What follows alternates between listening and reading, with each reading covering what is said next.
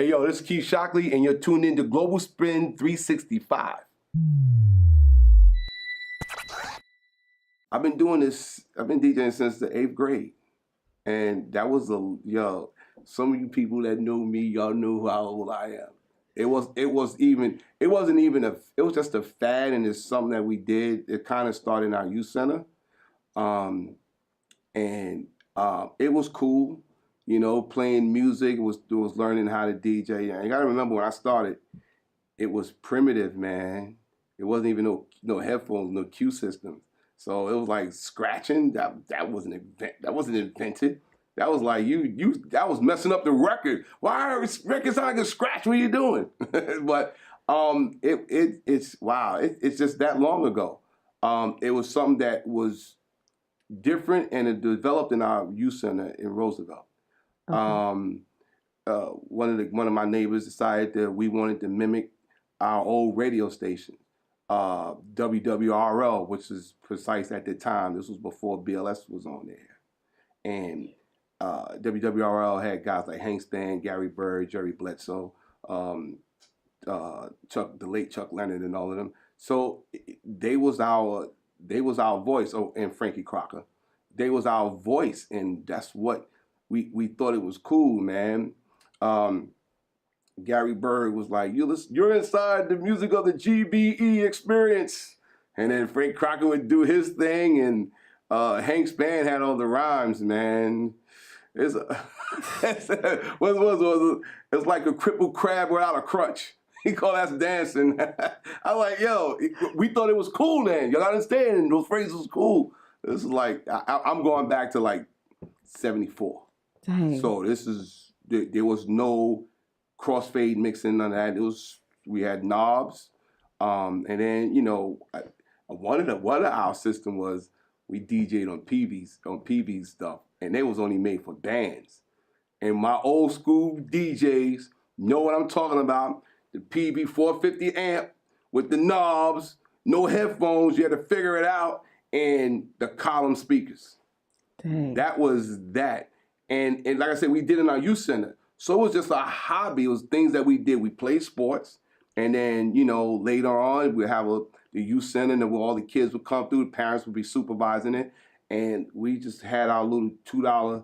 We called it the $2 bus stop parties, because at that time, Fatback Band had just came out with the bus stop. We just thought that whole phenomenon of DJing and doing parties was cool.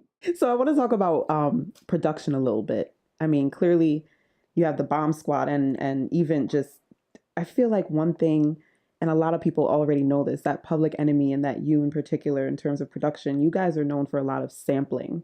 And I feel like that's kind of lacking in hip hop a little bit right now, or if some of these artists are sampling, they don't even know that they're sampling. So I want to talk about the importance of sampling and hip hop. If you feel like an artist or a producer can be successful if they're not sampling, or what? Just talk about that topic. Well, sampling. Well, that derived, it derived from the lack of. The lack of. We was DJs. A lot of us wasn't really musicians, so that was our biggest thing, and the love of our favorite records. But mainly come from the break part of our favorite records, because you'll get records like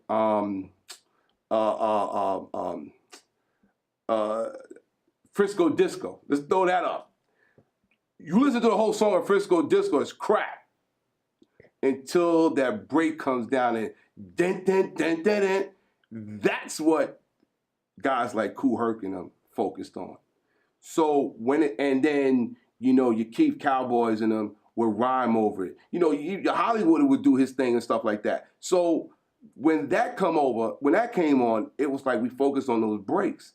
So for our production wise, there was cats that was kind of sampling, but not as much. Marley Marl was that's the man. He was like as a production, I looked up to him. Seriously, because he was the one that was really putting it down.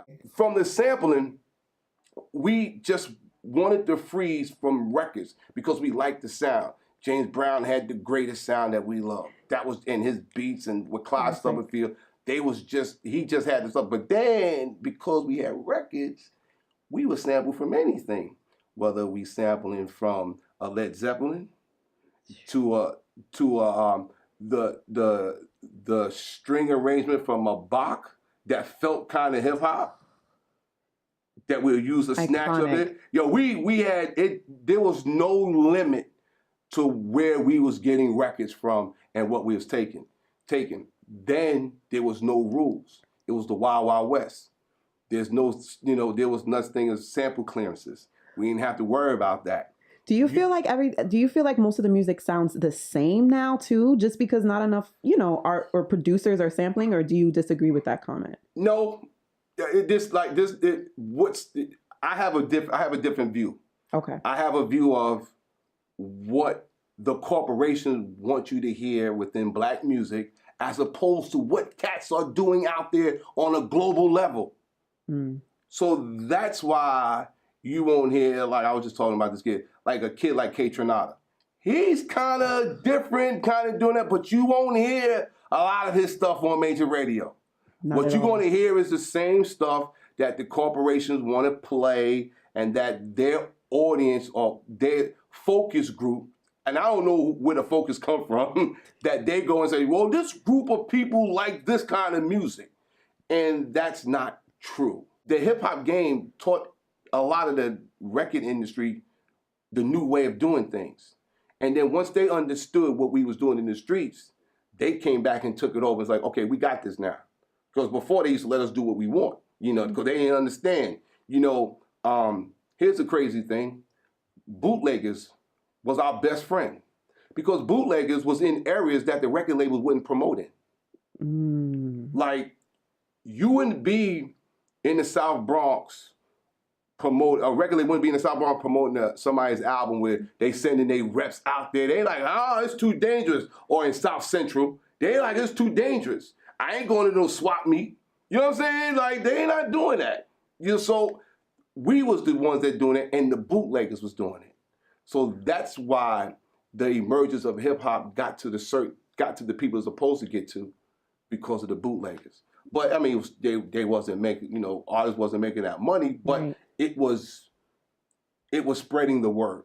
That was like word of mouth. That was today's social media. Exactly. Today's social media. Exactly.